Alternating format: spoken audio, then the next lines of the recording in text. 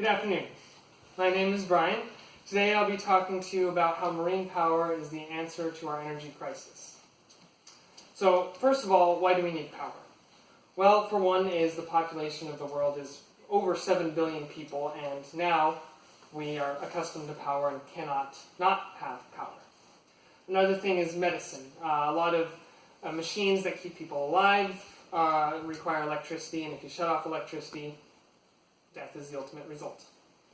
Scientific discoveries such as the Large Hadron Collider over in Europe uses massive amounts of energy, and we're actually discovering quite a bit about the universe and actually human life with the Large Hadron Collider.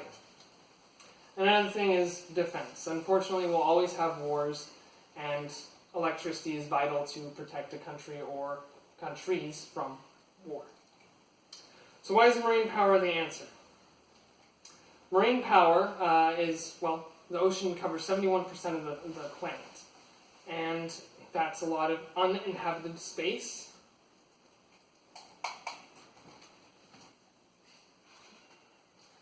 And a lot of infrastructure is already next to the coast, so there's no need to put in new infrastructure for all of this power. So what is marine power?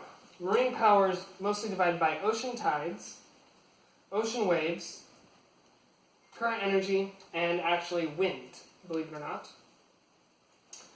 So how does hydroelectricity work?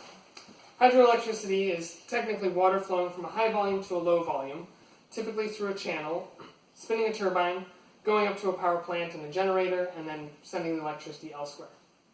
In oceans, the amount of water is so great, though, you don't need to force the water into a channel. It just naturally goes that way. So the first one is ocean waves. So basically, in ocean waves, there's turbines at the surface of the water or on the shore of the land.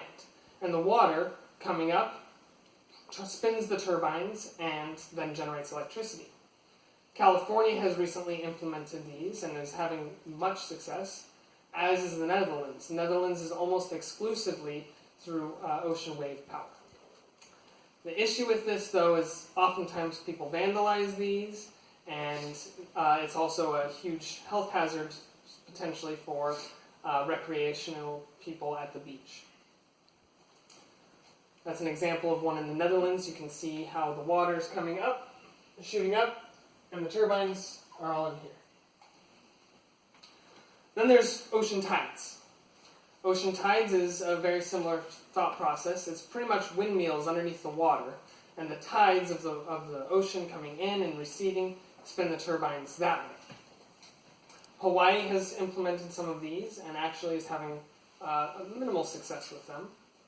The issues with these are these pose problems to the ecology of the region, and fish will sometimes get caught in them, or sharks will be decapitated. This is an artist rendering of how they would look. And another one of one that's being repaired in Hawaii currently. So then there's current energy. So current energy actually can be used in rivers and streams, anywhere there's a current. And that is, again, turbines underneath the water that is only being used, pushed with the current. In Wales, they're actually having quite a few of these current energy devices in the waters, in the rivers in Wales.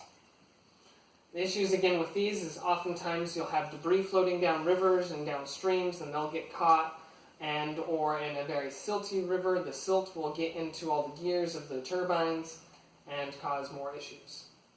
This is another artist rendering of something that would potentially be something like that. And these are all the currents in the ocean. So you can still use these in the ocean, but you have all these currents all near large land masses where you won't need to build the infrastructure because it's already in place. And wind energy. Wind energy is just like current energy and wave energy and all that other stuff, except for it's windmills, and it's actually powered by the wind.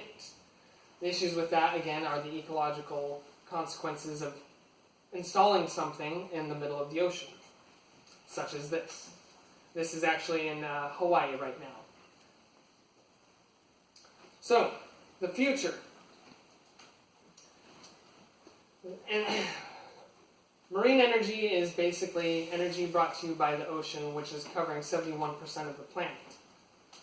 It's important because we're already running low on energy as it is, and we need to stop using our coal reserves, nuclear power, and with dams being taken out all over the world, we're going to need more energy somehow. What can we do? We can pass laws to enable more people to be putting these devices in. We can gift land, and we can actually even make better and more inventions to have a better outcome. Are there any questions?